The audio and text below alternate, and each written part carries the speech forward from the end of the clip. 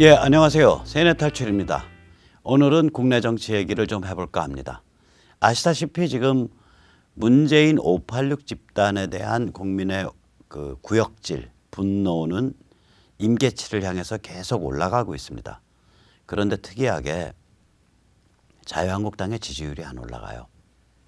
그러면 이게 어떻게 돌파할 수 있는지 제가 자유한국당을 대신해서 고민을 좀 할까 합니다. 왜냐, 우리를 대표하는 거대 야당이기 때문에 여기가 제가 뭐 평소에 엄청나게 비판을 하고 욕을 하지만 그래도 한마디 또 걱정하는 소리를 안 할 수가 없군요. 어저께도 어디 가서 말을 하다가 그 말을 했어요. 이 이른바 보수니 이른바 우파니 하는 사람들 정말 어떤 면에선 게으르다. 머리 쓰기 싫어한다.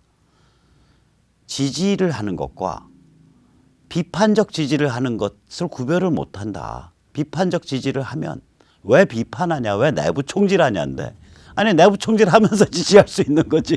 당연히 내부 총질 그럼 하지 말라? 저는 웃긴다고 생각해요. 당연히 지지는 하는데 내부 총질은 열심히 할 수 있다고요. 제가 박근혜 대통령 때도 그랬거든요. 박근혜 대통령 때 그 경선 후보 결정이 4월인가 뭐 5월인가 됐는데 그 전에는 엄청난 반박이었어요. 얼마나 반박이었냐. 후배가 하나가 와서 형 요새 입장 보니까 박 대통령 많이 비판해요. 그래서 나 비판하지. 형 박근혜 이번에 안 돼요. 되면 큰일 납니다. 우리 임태희를 밉시다. 형이랑 나랑 가서 임태희 쪽에 가서 운동합시다. 그래서 내가 후배 귀를 딱 잡고 말했어요. 야, 너 미쳤냐? 네 나이가 지금 50이 훌쩍 넘었어. 임마. 이 판은 박 후보가 후보가 돼서 먹는 판이야. 임마. 박 후보가 그게 먹는 판이야. 내가 지금 비판하는 거는 저 양반이 아직 경선이기 때문에 비판을 하는 거지. 경선 끝나고 나면은 나는 엄청 지지할 수 있어. 그렇게 말을 했거든요. 또 실제로 그렇게 지지를 해서 그때 이제 김재하 선배님 이렇게 모시고 이런 그림도 좀 연출하고 그래서 가톨릭 표를 중립화시키거나 끌어오는데 좀 기여를 좀 했었습니다. 이게 마찬가지죠. 우리가 지지를 한다는 것과 내부 총질해서 비판한다는 것은 전혀 서로 모순되는 게 아니에요. 내부 총질 열심히 해서 열심히 비판하는 그런 지지자도 있습니다. 저 같은 지지자죠. 물론 이런 처신을 하면 이게 거의 이 바닥에서는 문둥이 취급을 받습니다. 불가촉 천민 취급을 받습니다. 그래서 저한테 누가 와서 뭐 같이 뭐 좀 합시다 그러면 혹시 정치권에 갈 그런 욕심이 있으시다면 저랑 같이 안 하시는 게 좋습니다. 저랑 같이 가까이 지내시면 찍히는 경우가 있습니다. 그래서 곱게 돌려보내는 그런 케이스들이 종종 있습니다. 자, 어쨌거나 이런 내부 총질, 뭐 비판 이런 그 참 귀에 입에 쓴 약 같은 그런 소리를 좀 오늘 할까 합니다. 이번에 나오는 한국갤럽 조사 결과를 한번 보시죠. 이 지지 정당이 없는 사람 기준입니다. 이게 일반적 조사가 아닙니다. 그러니까 아마 조사를 할 때 처음에 지지하는 정당이 있으십니까? 해서 없습니다. 있습니다. 해서 없는 경우에만 이제 조사가 해보면 이게 이제 민심을 진짜로 보여주는 건데 이 조사 결과를 보면 이게 저거랑 굉장히 유사해요. 그 서울에서 지하철역에서 문재인 지지냐 반대냐 딱지 붙이기 그 조사를 하시는 김재홍 대표 같은 분들이 계시거든요. 그분들 한 거랑 굉장히 유사해요. 6대 3, 뭐 6대 2, 8대 2 이렇게 나오거든요. 갤럽에서도 이렇게 조사를 해보니까 지지 정당이 없는 사람 기준으로 했을 때 문재인이 잘못하고 있다라고 보는 사람이 무려 62%고요. 문재인이 잘하고 있다는 22%밖에 안 됩니다.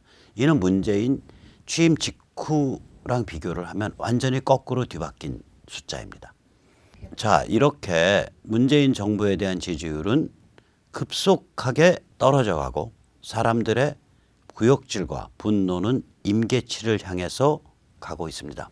뿐만 아니라 이 태극기 집회가 지난 10월부터 이게 혁명적 폭발성을 가지게 됐어요. 이게 기본이 그냥 별로 안 모아도 기본이 저는 굉장히 짜게 봅니다. 저는 경찰 주산처럼 바닥 면적 곱하기 뭐 전체 평수, 그러니까 바닥 면적 대비 그 뭐 한 셋, 둘 이렇게 계산해서 해요. 1평방미터에. 그랬을 때 기본이 요새 거의 10만이에요. 서울 시내에. 기본이. 한 세 군데, 네 군데쯤에서 하는 거를 더하면 정광훈 목사 쪽에서 하는 거, 그 다음에 그 애국당, 그러니까 우리 공화당 쪽에서 하는 거, 그 다음에 국본, 대한문에서 하는 거 이렇게 한 세 개쯤 더하면은 기본이 한 10만 가까이 이르고 있거든요. 이 얘기는 뭐냐? 여차해서 열 받으면은 뭐 서울 시내 다 덮어버린다는 소리예요. 그러면 정부 결국 물러가게 되는 거죠. 그러니까 혁명적 폭발성을 가진 이 시위가 됐거든요. 이제는 저 정도면 이 공안이나 이 권력 유지에서 상당히 이제 민감한 골아픈 그런 수위까지 올라온 거예요. 태극기 저항 시위가. 그 다음에 우리가 특이하게도 주목해야 될 거는 이 문재인 지지율이 하락하는 추세를 남성 20대가 주도하고 있다고요. 이 남성 20대가. 이거는 그냥 숫자는 보지 마시고요. 이 추세를 한번 보세요. 추세를 보면 처음에 집권했을 무렵에서부터 쭉 아래로 떨어져서 결국은 다 모든 연령층에서 다 아래로 떨어지고 있는데 특히 가장 낙폭이 큰 게 남성 20대입니다. 말하자면은 이 정도 되면은 이제 정권이 이제 거의 이제 숨이 꼴딱꼴딱 넘어가기 시작하게 했다는 얘기인데, 자, 이 정도 되면 그럼 자유한국당 같은 거대 야당에서 이 그 반사이익을 누려야 되잖아요. 그 사람들의 환멸, 분노, 구역질 이거를 이제 자유한국당의 지지율로 다시 이제 받아들여야 되는데 이 현상이 안 일어나는 거예요. 그래서 자유한국당 지지율 보면 이번에 그 조국 사태 이전으로 다시 돌아가 버렸거든요. 그럼 도대체 왜 일어나는 거야? 이게 좀 이상한데? 뭐 이제 우리가 이 생각을 해야 정상이잖아요. 근데 자유한국당 사람들은 이 생각을 안 하는 것 같아요, 별로. 그래서 그 생각을 한번 제가 대신해 봤습니다. 우선 첫째 이 총선 기획단을 보면 이 저쪽 그 더불어민주당 쪽은 뭐 요란해요. 총선 기획단은 아주 화려하게 사람들 이렇게 다 감성적으로 다가갈 수 있게 막 여성 앞세우고 뭐 유튜버 앞세우고 청년 앞세우고 해서 뭐 국민과 함께 가는 총선 이렇게 잡고서 이벤트를 연출하고 있어요. 그러면 근데 이 사람들은 무슨 짓을 하고 있냐? 보시다시피 이런 캐캐 묵은 총선 기획단을 여전히 꾸리고 있는 거예요. 누가 구성하고 있냐? 내부. 그러니까 국회의원이거나 당협위원장이거나 이런 사람들. 외부는 전혀. 그다음에 대표 측근. 황교안 대표의 측근. 황 대표 이번에 좀 자의적으로 사람들은 밀실 영입이라 그러죠. 막 영입을 하잖아요. 그러면 황 대표 참 전 잘못하고 있다고 보는데 황 대표는 일단 당내에 기여나 지분이 없는 분이에요. 실세가 아니라고요. 근데 마치 실세 대표인 것처럼 저렇게 하면은 그 이제 남들이 보면 저 사람 그냥 널로 먹으려고 그러는 거야. 이제 이 생각을 하게 되는 거죠. 어떻게 하면 당내에 뭐라고 말씀드릴까요? 이제 의견 또 열정 또 사람들의 인풋 이걸 어떻게 조정해서 하나로 엮을 수 있냐 이 걱정을 하면서 해야 되는데 나 대표야 대표니까 내 마음대로 할 수 있어 뭐 이런 태도 아니냐. 지금 그 정도까지 가는데 여기다가 총선 기획단마저도 아까 사진에서 보셨듯이 저렇게 참 쉰내나게 꾸려버리면 저 자유한국당 진짜 저거 쟤들은 진짜 안 되겠는데 이 생각들을 일반인들이 많이 한다고요. 그래서 그러면은 이제 이걸 뭐 민주당식으로 더불어민주당식으로 예를 들어서 여성 앞세우고 그 다음에 무슨 이제 청년이랍시고 또 앞세우고 또 유튜버라고 앞세우고 저 같은 유튜버 저는 당연히 부를 일이 없겠지만 앞세우고 그러면 이거를 그런 이벤트 같이 꾸미면 되냐? 안 됩니다. 왜냐? 그 집은 이벤트로 꾸며도 돼요. 민주당은. 뒤에 전교조 민노총 그 어마무시한 세력이 온화로 바치고 있어요. 앞에 그냥 좀 이렇게 제주꾼들을 세워도 영이 서요. 그리고 이 제주꾼들도 숫자도 많아요. 왜냐? 교육과 문화, 정신을 30년을 점령을 해왔는데 우리가 아무것도 안 하는 사이에. 따라서 그러한 사고방식을 갖고 있고 그렇게 때 맞춰서 발언할 수 있는 그런 식으로 훈련된 젊은 층, 여성층이 디글디글해요, 거기는. 그러면 그 중에서 눈치 있어서 딱 줄 세우면은 알아서 처신할 그런 사람들로 딱 줄을 세워서 끌고 갈 수가 있다고요, 그 집은. 그래서 그거 본따 가지고 자유한국당 쇄신한다. 그래서 뭐 검증도 되지 않은 여성, 검증도 되지 않은 청년. 지금 검증이 오히려 마이너스로 된 청년을 집어넣었잖아요. 신보라 그 비례대표 의원의 비서의 남편. 제가 한마디 할게요. 저 이거 공식적으로 한번 다룰라 그러는데 이제 신보라 비례대표 의원은 그 김일성한테 잠수정 타고 가서 돈 받아온 김영환, 우리가 흔히 전향했다고 말을 하는데 저는 뭐 좀 전향과 좀 다른 걸 했다고 생각을 해요. 전향을 안 했다라기보다. 오늘 그 얘기를 좀 드릴게요. 김영환이 만든 민혁당 멤버입니다. 이 민혁당 멤버들이 이쪽을 많이 파고들었어요. 이 민혁당들이 이제 통째로 김일성 김정일은 안 돼라 그 주장하고 통째로 튀어나왔다고요, 사실은. 그래가지고 이게 이제 흐지부지하게 들어가서 제대로 조사도 안 받고 몇 년 동안 안 밝혀져 있다가 90년대 말 YS 때 흐지부지하게 해서 그냥 이쪽 발언한다 그래가지고 이쪽으로 왔다라고 얘기를 한다. 우선 첫째, 저는 전향에 두 가지 조건이 있다고 봐요. 우선 전향을 하려면 이론적 철학적 백그라운드가 있어야 되는데 김영환이 이때까지 쓴 글은 딱 하나예요. 제대로 쓴 글은 팜플렛. 뭘 썼냐? 86년인가 85년에 강철 서신. 조그만 팜플렛이에요. 내용은 뭐냐? 박헌영은 미제의 간첩이고 민족의 정통성은 김일성한테 있다.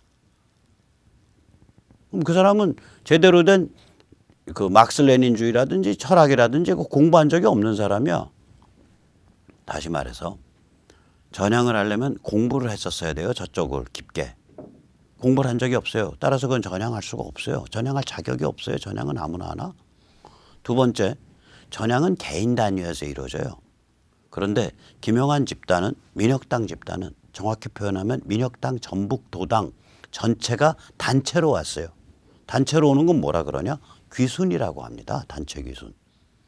그래서 그쪽은 저는 그 사람들 보고 누가 그 사람들 전향한 사람들이야 이렇게 물으면 아니 거긴 전향이랑은 관계가 없어. 거기는 그냥 단체 귀순이야. 그리고 애초에 전향할 만큼 공부한 사람들도 아니야. 그냥 김일성 믿으면은 돈도 얻을 수 있고 혁명도 쉽게 한다고 생각해서 잠수정 타고 와서 김일성한테 40만 불 받은 다음에 김일성 통수 때리고 자기들 독자 살림 꾸렸어. 거기는. 저는 그렇게 얘기를 해요. 이 집단이 왜 문제가 되냐? 여기가 이제 서울대 출신들이 주도를 해요. 위에 이제 그 몇 명 파리학번들이. 그러고 나니까 이게 이제 또 재주들이 많아요. 그래서 전경련의 그 이쪽 이른바 우판이 이른바 보순이 돈 나눠준 책임자가 이제 저기 누구야 그 이승철 이제 노무현 때는 과장이었는데 이제 점점 올라가서 엑스파일을 들고 있으니까 자기가 어디에 얼마 나눠줬는지 엑스파일을 들고 있으니까 아무도 컨트롤 못해요. 점점 올라가서 박근혜 정부 때는 정경련 상근 부회장까지 했어요.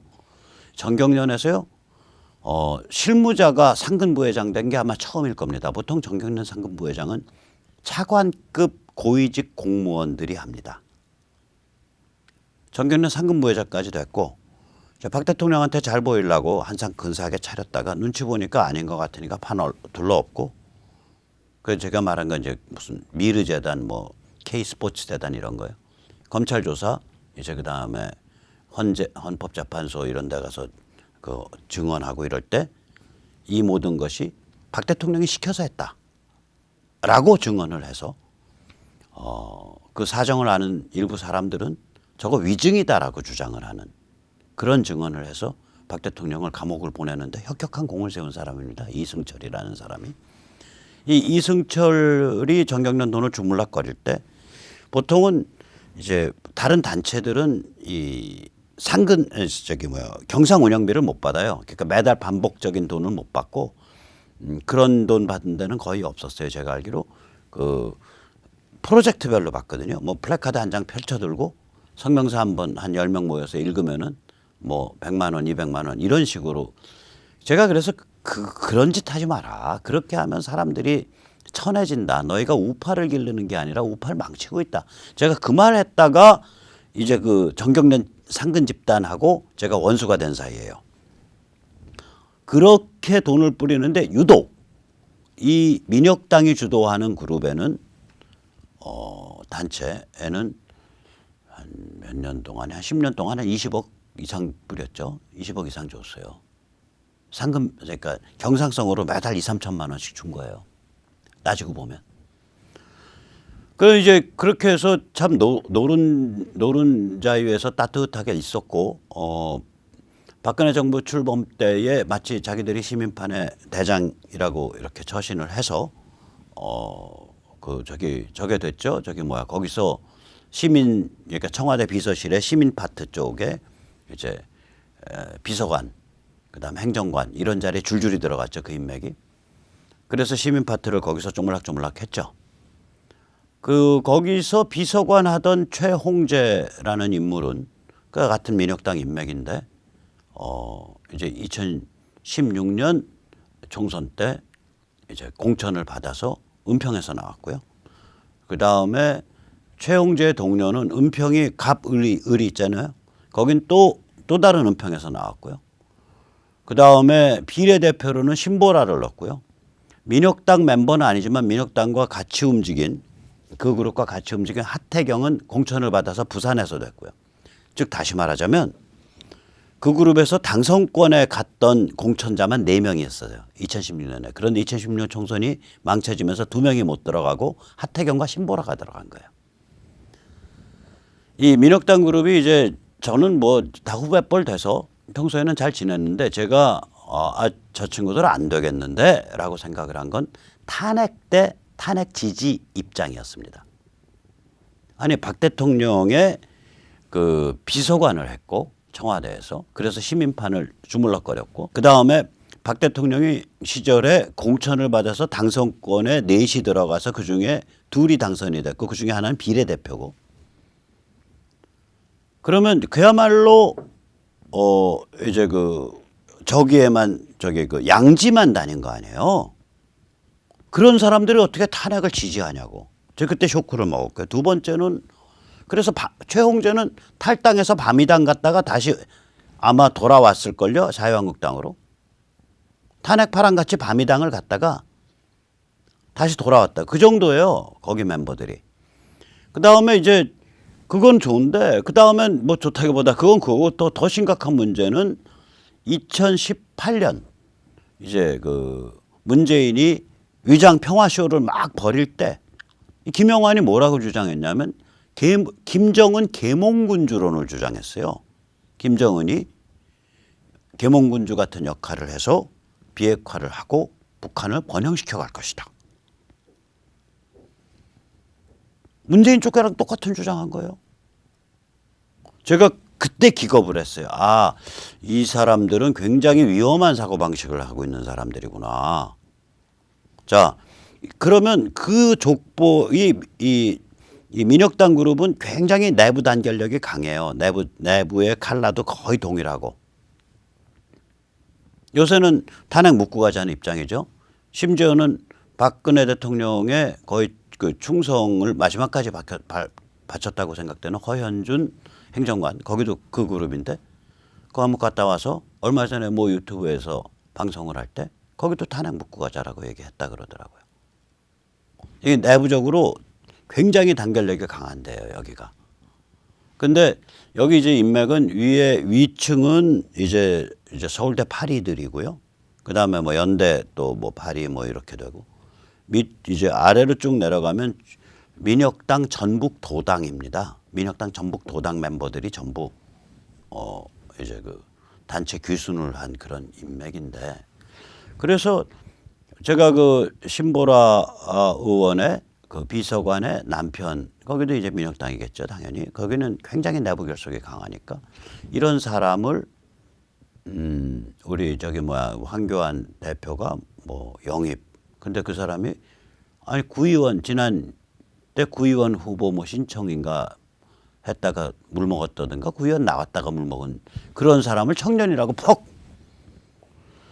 황 대표가 뭐 모르는 거예요. 뭐 모르고 막 일 저지르는 상태인 것 같아요. 이번에 박찬주 대장 건도 그렇고 그 박찬주 대장쯤 되는 사람을 모시려면 사전 작업을 잘 해갖고 내부적인 합의를 본 다음에 모시든지 아니면 안 모시든지 내부적으로 아무 정지 작업도 안 해놓고 별 4개 달고 전문직으로 살아온 사람을 모신다는 둥 안 모신다는 둥 그 무슨 이상한 그 소용돌이 속에다가 저게 뭐 넘어뜨려서 집어넣냐고요. 그래서 여기가 지금 그 굉장히 그 심각한 문제가 있는 거예요. 아까도 말씀드렸듯이 청년, 자유한국당이 청년, 뭐 여성, 뭐 유튜버 뭐 이런 거 내세워서 할 군번도 못 되는 거예요. 여기는 왜 그러냐면 이 그 기본이 청년 유튜버고 여성이고 뭐고 안에 기본들이 안 돼 있어요. 저쪽은 이 그 뭐라 그럴까요?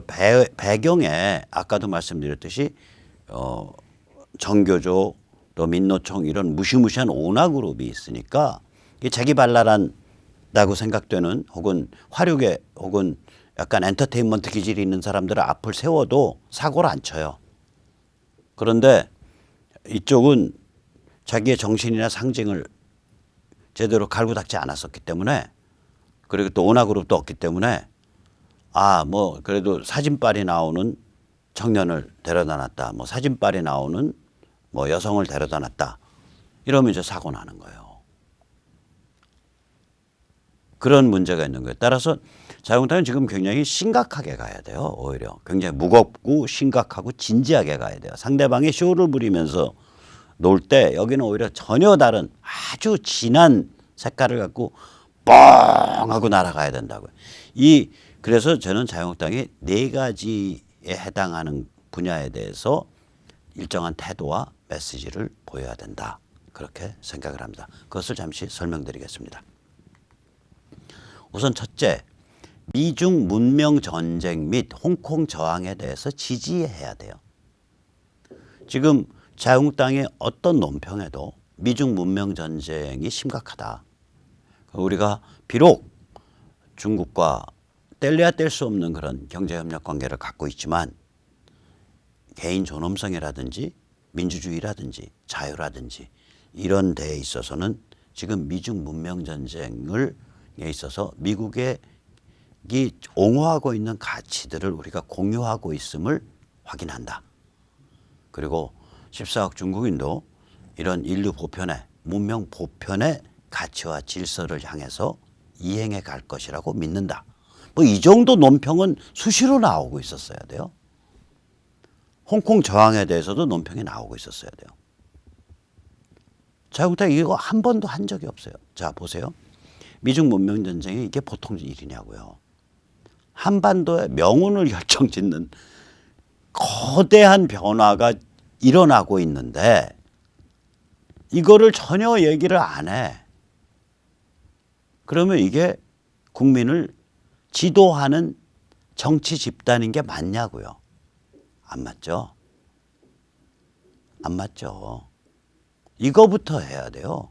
우리가 지금 거대한 문명사적 변환, 2차 세계대전 이후에 가장 심각한 지정학적 변환의 시기에 들어가 있고 그 뿌리는 미중 문명 전쟁에 있습니다. 다행히 이 문명 전쟁이 물리적인 군사적 전쟁으로 갈 것 같지는 않습니다. 이미 세계가 하나의 시장으로 엮여져 있고 중국이 그 세계 시장 속에서 푹 잠겨서 살고 먹고 번영하고 있는 나라이기 때문에 이 물리적 충돌까지는 가지 않지만 굉장히 심각한 변화가 일어나고 있습니다. 그래서 중국과 깊은 경제적, 무역 또는 이런 관점에서 엮여 있는 우리로서는 참으로 고통스러운 시절이 진행되고 있습니다. 경제는 점점 더 어려워질 것이며 여러 가지 우리한테 어려움이 많을 겁니다. 그러나 장기적으로 이는 인류 보편의 또 문명, 현대 문명 보편의 가치인 개인 존엄과 자유와 민주주의를 신장하는 방향으로 작동하게 될 것이라고 믿습니다. 국민 여러분, 이 어려운 과정을 함께 하시죠. 이러고서 수시로 그런 관점에서 수시로 논평이 나왔어야 돼요. 그래야 사람들이 역시 자유한국당은 좀 달라. 저 사람들 좀 배운 사람들이고 점잖게 살아온 사람들이네. 좀 맞는 소리 하네. 하고 사람들이 진정성을 느낀다고요. 그런 발표했다가 중국 쪽 공작에 의해서 조선족 공작에 의해서 뭐에 의해서 찍혀서 뭐 모난돌 정 맞는다고 박살날 것 같다고 가만히 머리 박고 그다음에 그런 발표했다가 조중동의 반 트럼프 캠페인에 충돌돼서 조중동한테 찍혀서 박살날 것 같다고 가만히 머리 박고 그 얘기 안 하잖아. 그럼 지도자가 아니지. 어차피 지도자가 아니라면 내가 문재인에 대해서 반발심을 갖는다고 왜 당신들을 찍어야 되냐. 이게 국민들의 태도예요. 너희 지도자 아니다 이거야. 너희 기회주의자, 보신주의자, 배부른 돼지들이지 너희 지도자 아니다. 이렇게 보고 있는 거예요 지금 국민들이. 똑바로 들으시라고요. 그걸 여성을 앞세우고 말 좀 한다는 유튜버 앞세우고 청년 앞세운다고 그거 해결되냐? 아니에요. 굉장히 진지하게 해야 해결됩니다. 두 번째, 한국당이 취해야 될 태도 및 메시지의 두 번째는 뭐냐? 북한 붕괴 및 북한 자유화에 대한 비전입니다. 이건 이런 비전이 되겠죠. 비록 지금 혼란스럽고 어렵지만 미중 문명 전쟁이 중국의 한반도 개입 의지를 꺾고 결국은 분단 붕괴 북한 자유화로 귀결될 것입니다. 국민 여러분, 희망과 용기와 지혜를 가지고 이 대격변의 시대를 헤쳐갑시다. 다시 말해서는 대격변의 시대, 오직 자유한국당만이 감당해낼 수 있습니다. 슬로건이 그렇게 가야 되는 거예요.